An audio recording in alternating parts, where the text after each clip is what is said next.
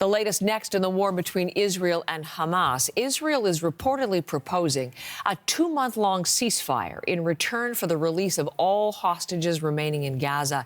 Those reports are emerging this morning as hostage families keep up their demands for the Israeli government to take action.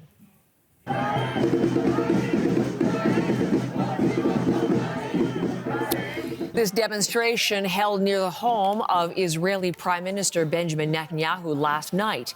His spokesperson says Netanyahu met with some hostage families yesterday after he rebuffed a Hamas hostage proposal over the weekend.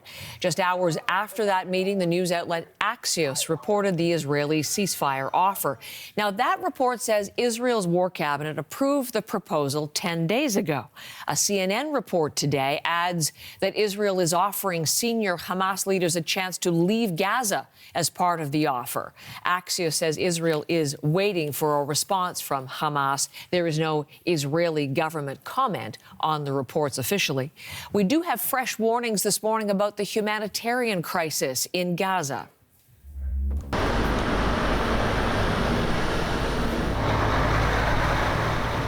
This is video of an aid convoy moving into Gaza from Israel's Kerem Shalom crossing.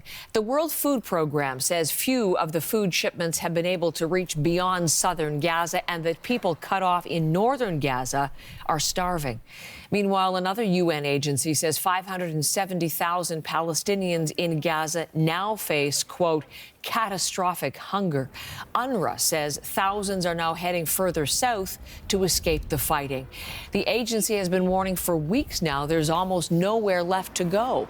It estimates 1.7 million people, more than 70% of Gaza's population, has been forced out of their homes by the fighting. Hundreds of thousands are now crowding into Rafah in the south and into the tent cities that are growing near the border with Egypt. Abby Kugathasan is with us live on two other developments we're following today. The first, Abby, is Israel's military reporting today the single deadliest day for its troops since the ground offensive in Gaza began. What is the latest information?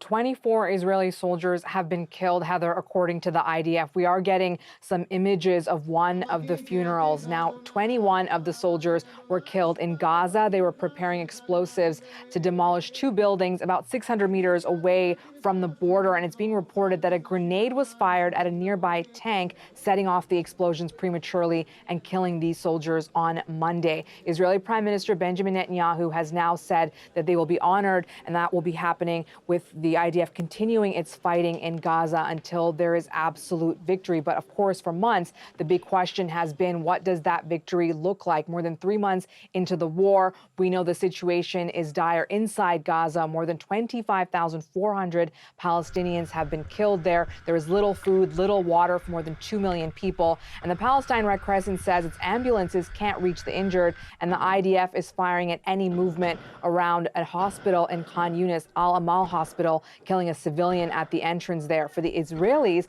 more than 3 months into this war, there are still over 100 people being held hostage, and more than 540 IDF soldiers have been killed in the fighting. So what is the Prime Minister's plan?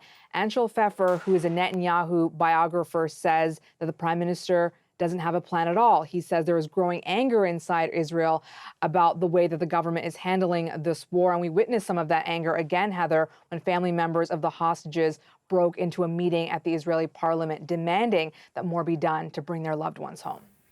Abby, the second story I'm interested in, forces led by the United States but with other allies taking part. They carried out another round of airstrikes on Houthi forces. What is the latest information out of Yemen? These airstrikes were conducted by the United States and the United Kingdom, and this time they say they've hit 8 Houthi targets inside Yemen. We understand that Canada, Bahrain, Australia, and the Netherlands provided some support for this operation. That could include intel. Now, the U.S. says they're launching these strikes to deter the Houthis from attacking commercial ships in the Red Sea, as we've seen in recent weeks. But the Houthis say they will continue doing so unless there's a ceasefire in Gaza. Well, will this work, these U.S.-led operations? Well, Gerald Fierstein is a former U.S. ambassador to Yemen, and he says probably not. He says the Houthis have too much to gain here. One, there is great support for the Palestinian cause inside Yemen, and the Houthis are seen as backing that struggle, while the internationally recognized government in Yemen has been quiet on Gaza. The second reason, he says, is that the Houthis have raised their profile significantly, regionally and globally, following their attacks in the Red Sea. So they're gaining a lot more than they're losing. And just this morning, Heather, a Houthi spokesperson said the Western attacks on Yemen won't go unanswered. Abby, thank you very much.